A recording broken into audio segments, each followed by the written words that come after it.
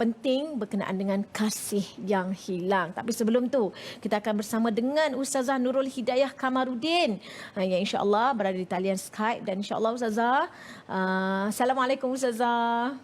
Waalaikumsalam warahmatullahi wabarakatuh. Selamat Apa khabar pagi Ustazah. ini? Sihat Alhamdulillah. Okey. Jadi Ustazah, tajuk kita hari ini berkenaan dengan kasih yang hilang. Suka untuk ini kita tengok dulu daripada surah Al-A'raf ayat 200. A'udzubillahi minasyaitonirrajim. Wa imma yanzaghannaka minasyaitani nazghun fasta'iz billah innahu sami'un alim. Yang membawa maksud, dan jika engkau dihasut oleh sesuatu hasutan daripada syaitan, maka mintalah perlindungan kepada Allah. Sesungguhnya Allah Maha mendengar lagi Maha mengetahui. Surah Al-A'raf ayat 200. Ustazah, bila cerita berkenaan dengan kasih yang hilang, hasutan-hasutan ini yang membuatkan kasih itu hilang. Kita sayang, kita sebenarnya itulah yang kita cintai, itulah yang kita sanggup renangi, itulah yang kita sanggup korbankan jiwa dan raga. Tetapi ada hasutan yang menyebabkan kasih dan cinta itu hilang.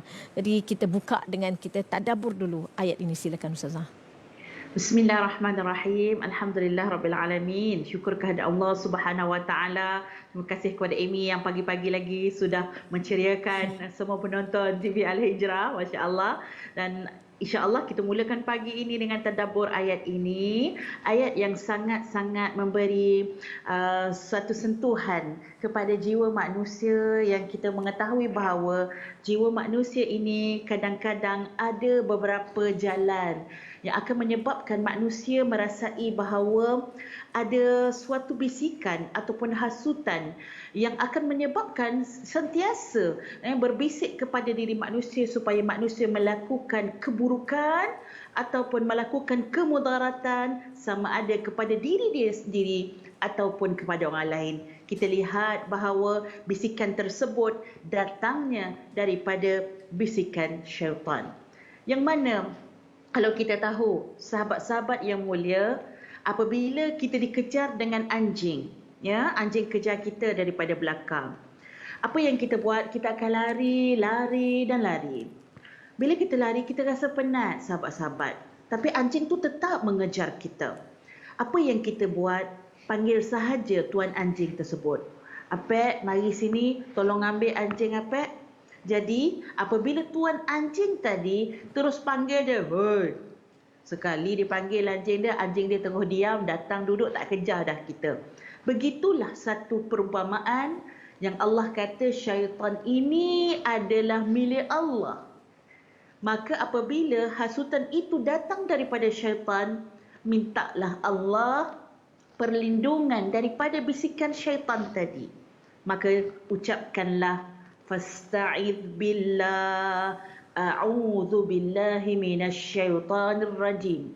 Dengan nama Allah, a'udzu billah, aku minta perlindungan dengan syaitan yang direjam. Itulah cara untuk menyebabkan kita tidak penat dalam kita berusaha untuk menghilangkan ataupun menghijabkan diri kita dengan syaitan, dengan bisikan syaitan. Mintalah perlindungan itu daripada Allah. Dan Allah tutup ayat ini, innahu sami'un alim. Sesungguhnya, sahabat-sahabat, ingatlah, Allah itu tidak pekak, tetapi Allah itu sentiasa mendengar. Walaupun kita menyatakan tanpa suara, walaupun kita menyatakan dalam hati yang amat dalam, ya Allah, tolong ya Allah, pelihara diri aku daripada hasutan-hasutan syaitan. Allah mendengar dan Allah Maha mengetahui apa yang zahir dan apa yang batin. Dan daripada ayat ini, peganglah sahabat-sahabat, moga kasih yang hilang tadi tidak berlaku dalam sejarah dan diari kehidupan kita sebagai seorang manusia. Mungkin Amy, sekadar itu untuk tadabbur pada ayat 200 surah Al-A'raf. InsyaAllah, terima kasih banyak Ustazah, dan berbalik kepada tajuk kita dan para penonton, sekiranya anda ingin terus mengikuti juga boleh share di Facebook masing-masing. Berkenaan dengan kasih yang hilang, kita tidak mahu melihat sesebuah institusi kehidupan kekeluargaan itu tunjangnya adalah mesti kena ada duit, mesti kena ada rumah besar, kereta mewah dan sebagainya. Tetapi yang kita mahukan adalah mawaddah dan rahmah untuk menjadikan keluarga itu sakinah. Tapi apa yang berlaku pada hari ini itu adalah antara faktor apabila tertekan masalah ekonomi, dengan tekanan kehidupan di sekeliling dan sebagainya, dan akhirnya pasangan memilih kekerasan dan juga penganiayaan kepada pasangan, baik daripada suami kepada isteri ataupun isteri kepada suami. Jadi pandangan Ustazah di sudut melihat daripada sudut Islam, apa yang perlu dilakukan apabila rumah tangga dilanda ujian sebegini? Masya Allah, saya pun bercakap kerana saya juga manusia. Sebab kita bukan nak bagi nasihat pada orang, tapi kita juga menghadapi perkara yang sama. Ya, dari sudut masalah di sekeliling kehidupan kita kan. Maksudnya dari sudut ekonomi ataupun dari sudut kesihatan, ya. Ada orang mungkin masalah dari sudut bukan material tetapi perasaan, dan ini semua adalah lumrah kepada manusia, dan saya bercakap kerana saya juga manusia. Jadi kita tidak lain dan tidak bukan, apabila kita menjadi manusia, kita mesti mencari pedoman untuk manusia itu hidup. Dan pedoman untuk manusia itu hidup di dalam sebuah keluarga, Allah dah bagi dalam Al-Quran. Apa Allah kata kepada seorang lelaki, yang mana orang lelaki ni dia ada apa? Dia ada kewalian, iaitu menjadi pelindung ataupun menjadi, orang kata, bodyguard lah kepada apa? Isteri dan anak-anak. Ar-rijalu qawwamuna 'alan nisa. Dan di sana kalau kita tengok, menjadi seorang pelindung, menjadi seorang kita kata bodyguard kepada wanita dan anak-anak tadi, mestilah dia ada suatu kecekalan, ya. Nama pun pemimpin, takkan pemimpin nak kalah dengan emosi. Maksudnya di sana qawamah ataupun kepimpinan yang ada pada seorang suami, menjadikan suami tadi kena menggunakan segala yang ada. Maksudnya dari sudut kewarasan fikiran. Maksudnya sebelum kita salahkan setan, Pak Atan ni, kita kata ni semua setan ni yang suruh aku pukul. Sebenarnya manusia itu sendiri Allah kurniakan apa? Yang pertama, akal. Yang mana tadi akal itu perlu kita jaga supaya seorang lelaki dia mesti kena akal yang rasional. Wajib dan pasti seorang manusia yang akalnya dijaga. Maksudnya dia bagi makanan pada akal dia. Maksudnya apa? Mesti dia ada ilmu. Kan? Makanan kepada akal ialah ilmu. Ilmu sebagai apa? Ilmu menjadi bapa. Ilmu menjadi suami. Kan? Ilmu menjadi seorang pelindung, maksudnya ilmu nak mencari nafkah mesti ada pada seorang lelaki. Seorang lelaki kena banyak tuntut ilmu. Yang kedua, orang lelaki dia mesti ada juga makanan yang diberikan kepada apa? Jiwanya. Yang itulah kita namakan mawaddah warahmah, yang menjadi tunjang kepada kehidupan suami dan isteri. Kalau tak ada jiwa kasih, jiwa sayang ini, jiwa penuh dengan rasa belas kasihan, maka kehidupan suami isteri tadi dia akan kosong. Dia bukan kosong dekat otak ataupun kosong dekat kocik sebenarnya. Sebenarnya yang kosong ialah jiwa manusia. So apabila jiwa tadi kosong, dia akan melihat segala yang ada di hadapannya. Dia tidak boleh merasai kerana apa yang dilihat ialah dengan kacamata masalah, bukan kacamata kasih sayang daripada Allah. Sahabat-sahabat, kasih sayang yang Allah berikan kepada suami ini ialah secebir sahaja daripada 99, satu saja daripada 99 kasih sayang Allah. Tapi kalau yang satu pun tadi Allah mampu untuk berikan, dan kesannya kita nampak pada apa? Pada harimau yang garang kan, tapi dia mampu lagi untuk menyayangi dan melindungi anaknya. Dan kasih sayang tersebut Sama juga Allah berikan kepada seorang ibu manusia, kepada anak dia, dan begitu juga kepada suami untuk mencintai dan mengasihi isteri. So apabila kita kata perkara-perkara yang berlaku di hadapan mata kita disebabkan tak cukup duit kan, disebabkan kena buang kerja dan sebagainya, dan akhirnya dilepaskan kepada isteri, ini memang tidak tepat, bukan sahaja dengan hak agama tetapi dengan hak manusia, yang mana manusia itu ialah kejadiannya daripada Allah. Maka Allah Subhanahu wa taala kata dalam Al-Quran, wa'ashiruhunna bil ma'ruf. Wahai laki-laki, kamu layanlah isteri kamu dengan apa? Dengan layanan yang baik. Bukannya dengan sifat terajang. Betul tak? Secara zahirnya pada ayat ini pun, kalau orang yang melakukan keganasan atau kata menyakiti, cukuplah kita ambil perkataan menyakiti isteri, sudah sebenarnya dia tidak melaksanakan seperti mana yang Allah amanahkan kepada dia. Kita ambil isteri kita, sekiranya isteri kita ini melakukan kesalahan, Nabi kata istausu bin nisa'i khaira. Kalau kamu nak tegur isteri kamu, berilah pesanan, wasiat. Dengan apa? Dengan cara yang baik. Sahabat-sahabat, bagaimana? Adakah sepak tu cara yang baik? Adakah pukul, terajang tu cara yang baik? Maka akal yang waras, automatik dia tidak akan mengatakan perkara ini perkara yang baik. Tetapi sudah berlaku kerana apa?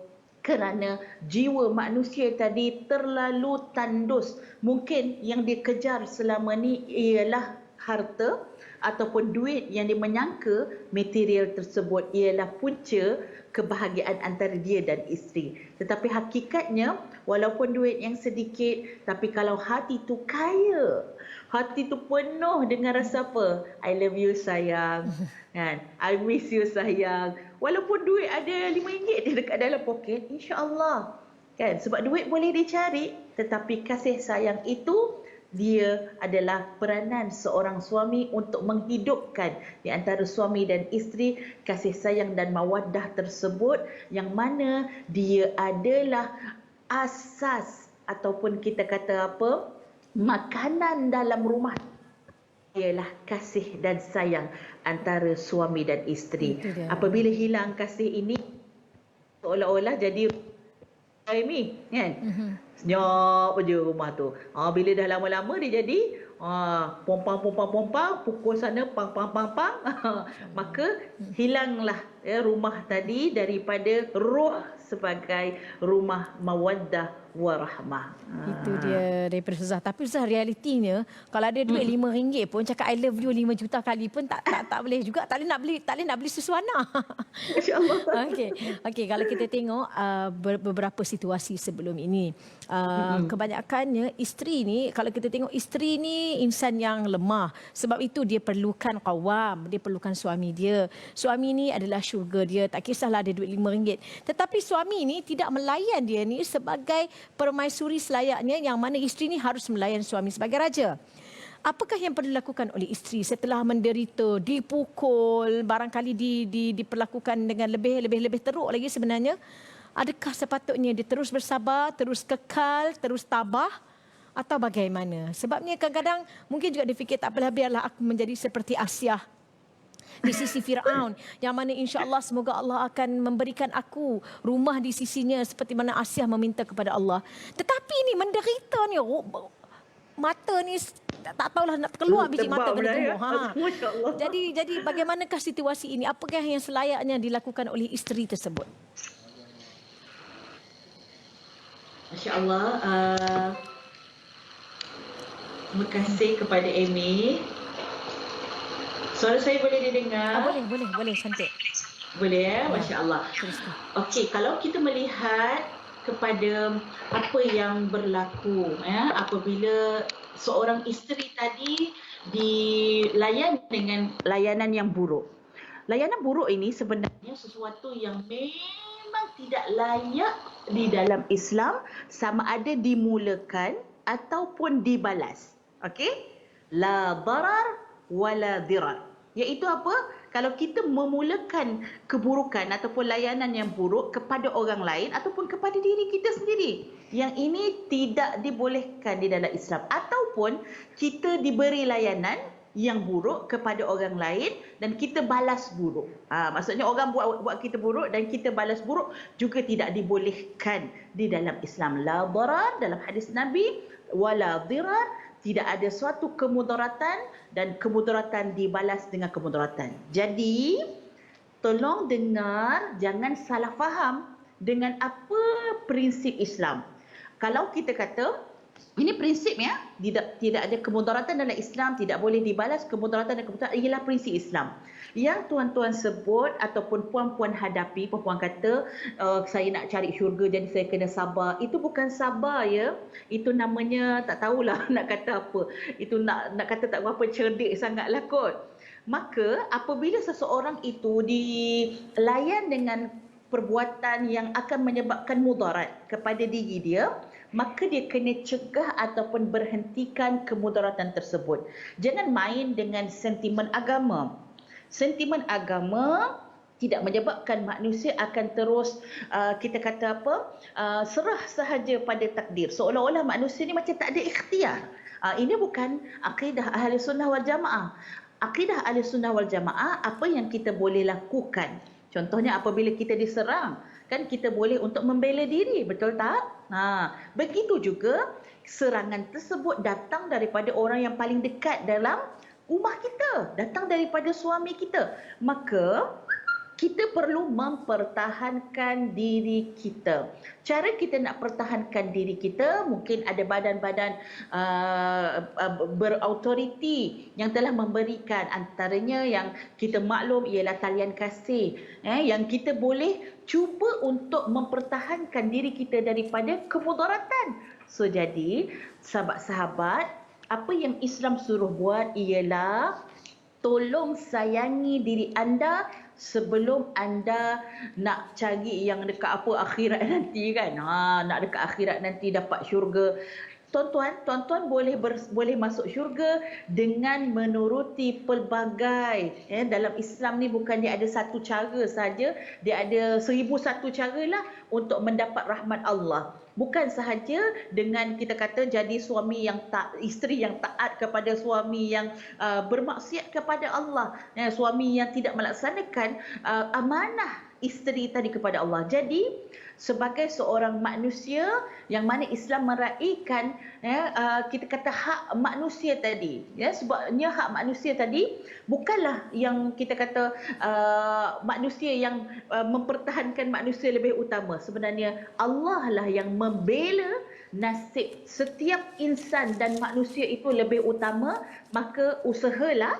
Jadi usaha tadi bukan bermaksud kita tak nak syurga, tapi usaha tadi maksud kita sedang berusaha untuk memberhentikan segala kesakitan ataupun kemudaratan yang menimpa diri kita. Dan mudah-mudahan benda ni boleh jadi satu pahala, ladang pahala bukan kepada orang lain tapi kepada diri kita juga. Itu dia, insya-Allah Ustazah. Ya Allah, sebenarnya perlukan lagi pencerahan daripada Ustazah, namun biasalah ada je yang cemburu dengan kita kan. Tapi tak apa, insya-Allah Ustazah, kita akan mungkin lepas ni kita akan kupas dengan lebih lanjut berkenaan ini untuk memberikan panduan kepada kita dalam mengharungi kehidupan. InsyaAllah, terima kasih banyak kita ucapkan kepada Ustazah Nurul Hidayah Kamarudin yang pagi-pagi lagi dah setia bersama dengan kita. Dan insyaAllah para penonton, insyaAllah semoga apa yang Ustazah sampaikan mendapat manfaat dan juga pencerahan kepada kita semua. Sekali lagi terima kasih banyak-banyak Ustazah Nurul Hidayah Kamarudin.